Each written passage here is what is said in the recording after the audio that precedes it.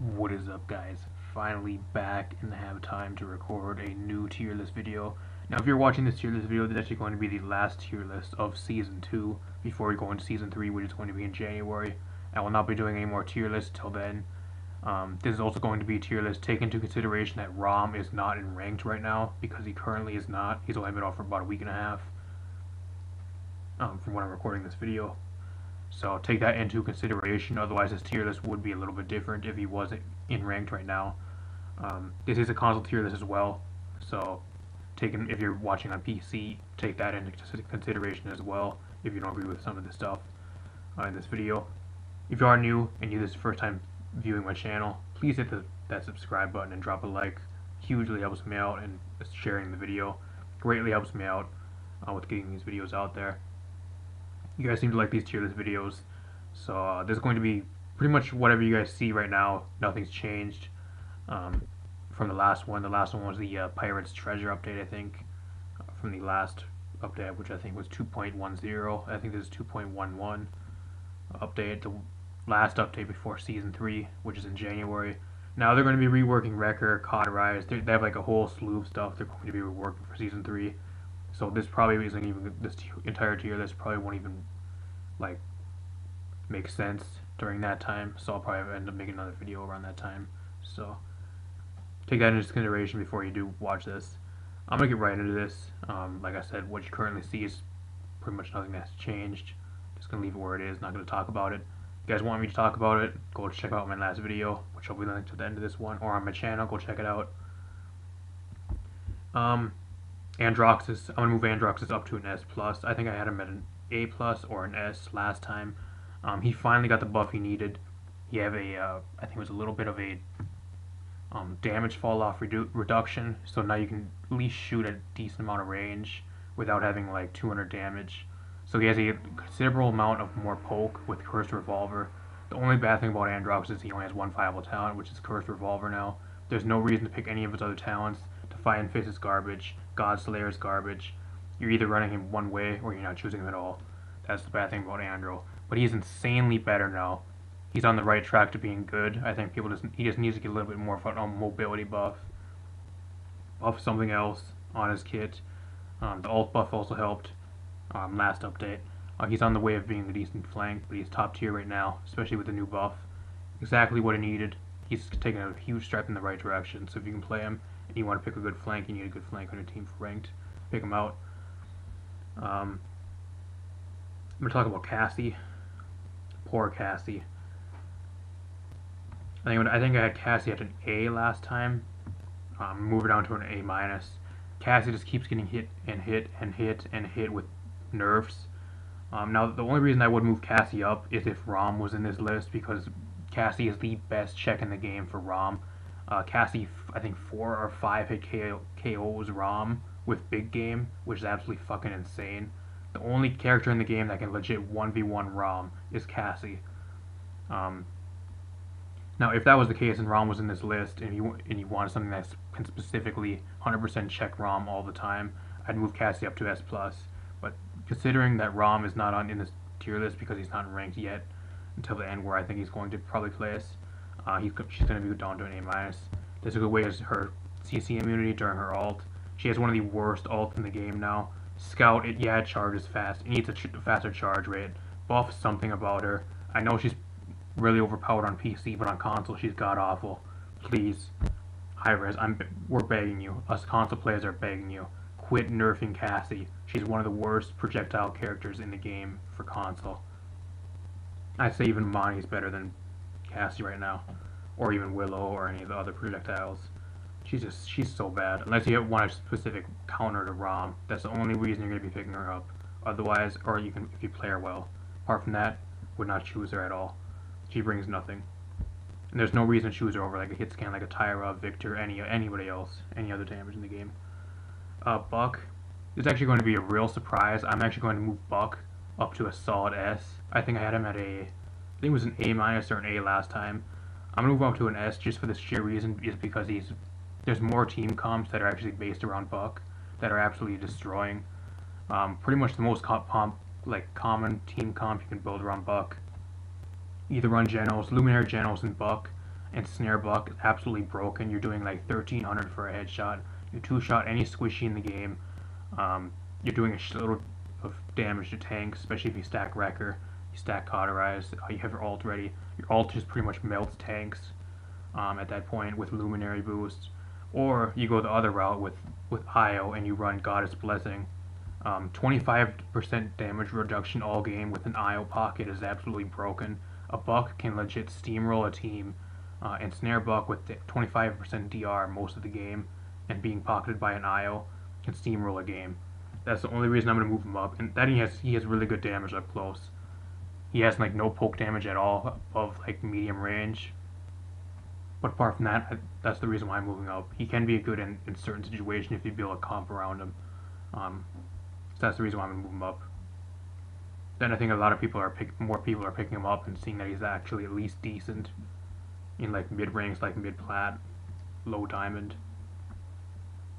Fernando, gonna move Fernando up. I think he was A minus last time. Move him up to an A. He's one of those tanks that you need to build a team comp around, but he's not that incredibly bad if you like build a team comp around him. He's just going to be a solid point tank that legit just sits on the point and just defends the point. He has no long range poke. He has an okay ult. He needs an entire rework if I'm being honest with you. He has 2 useless talents. He has no good builds in his at loadouts. Very minimal cards that are actually good at this point. I mean, if you want a very mediocre point tank that like everything else is banned or picked for some reason on console, I don't know why that would ever be the case. Or if you just want to run him for a specific team comp, I mean, he's decent. Gonna put him up to an A. Then that's being generous. Grover, A plus. Grover can just not keep up with healing. He just gets steamrolled, especially with a lot of the bursts currently. Especially if you pick like Grover early on in a draft, people just pick Rock and then they just like counter you, or they pick like a Dredge or something because they know you have to be grouped up for the max output for healing. And then just pick something. If you want to pick Grover, you pick him at the late end of the draft. You pick him to the comps that don't rely on you to really be like grouped up to like do damage. So, or ones that make you like that. What I'm trying to say is that rely on you not being grouped to do damage. So say you're in a group, that's where you're gonna be getting the most healing, right? More of a death ball composition, stuff like that. Now he can do good and decent like that with those type of comps. Apart from that, you just can't really keep up. He just gets dove super easy. If you can protect him and you have somebody protecting him the all game, then you can do at least decently well. But apart from that, he's a slow start compared to a lot of the other healers. There's no reason to pick him over Furia, Io, even Genos. Unless you have like a specific comp or like a death ball comp or something like that you want to run him with. Imani, poor Imani. Poor Imani. I'm gonna move her down to an A plus. I don't know what it is with Imani. She needs an overall rework. I'm being completely honest with you guys. She needs some type of rework to make her good.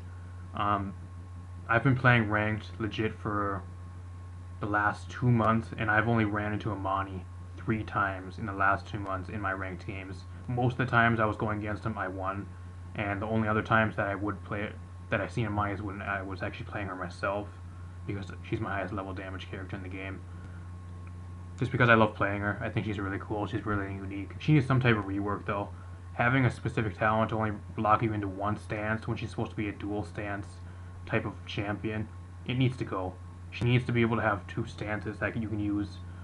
There was actually an idea brought up by one of the AOC members I was actually talking with in one of the servers on Discord, of an idea where she can actually have like a melee, or like a close range, not a melee, a close range.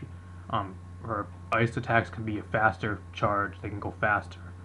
Instead of like 1-2, can go like 1-2, 1-2, 1-2, super fast. Closer range has like about medium range damage fall off, and then she has no cooldown on her stance switch and make her fire strictly long range, so she can make the best of both of her stances. I don't know, just an idea. Hi-Res needs some type of rework, some type of big buff, because right now Imani is not cutting it. She is on the lowest like place scale for the console scene.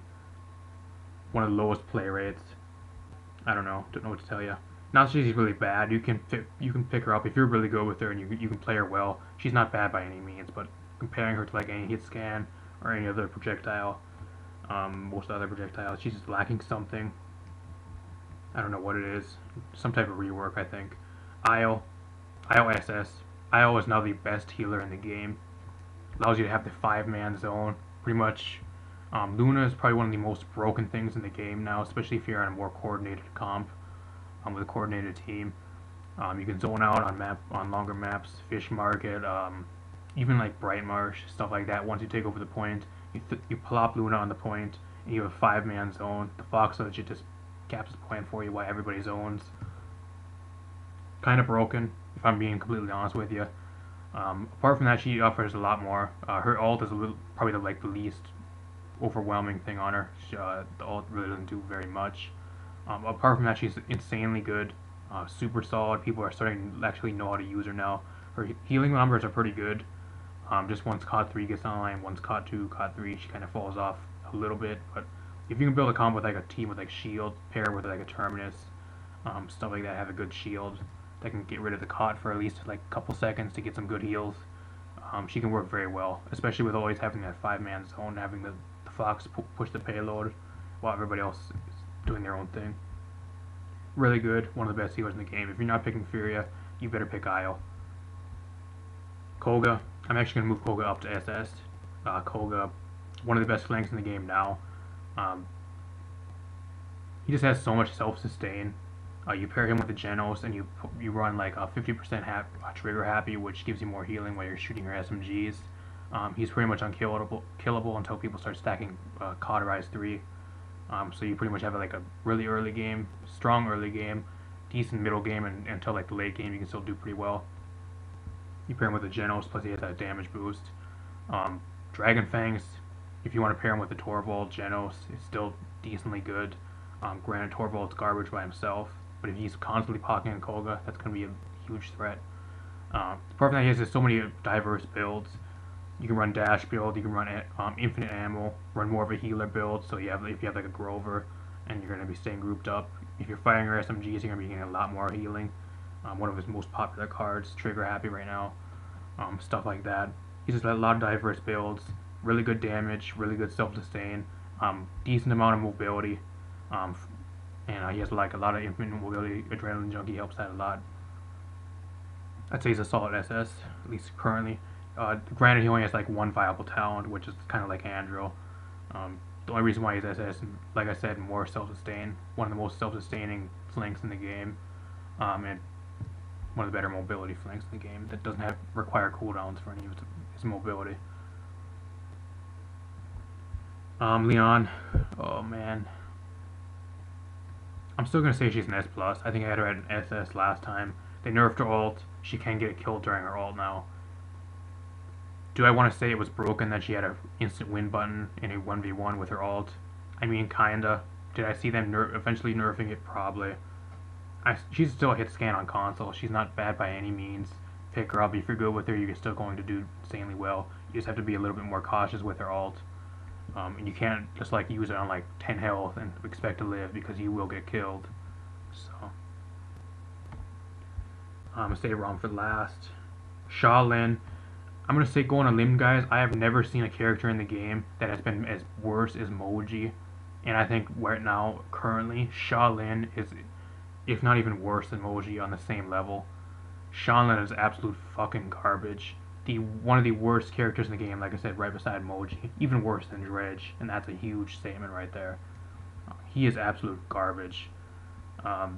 There is no reason to play Shaolin. He has no mobility. He has I think his withdraw is like a 18-second cooldown, something like that. His talents suck. Yeah, Desert, I think it was, I forgot what it was. Whatever it's, Explosive Arrow. Explosive Arrow, yeah, it gives you 1300 burst. What else do you get out of it? His talents need a complete rework, something buffed in Season 3. He needs some major reworks or some huge buffs. It gets completely countered by Illuminate. Withdraw gets completely countered by Illuminate. I don't know what to tell you guys. One of the worst characters in the game. Never fucking choose Shaolin. Automatic throw. you will lose games. If you want to go down to from like if you stay here like platinum, you want to go down to bronze, and for a bronze challenge, choose Shaolin or Moji every game, and I guarantee you'll drop to bronze. Fucking garbage. I thought I'd never say that about Shaolin because I actually kind of liked him. You asked me a couple patches ago, I'd say I kind of like him. Right now, unplayable. He's that bad. There is no other character in the game that you should be playing. You should be playing any other character in the game, what I'm trying to say, over Shaolin. No reason to play him at all. Same with Moji. Willow. Wow, how the mighty have fallen.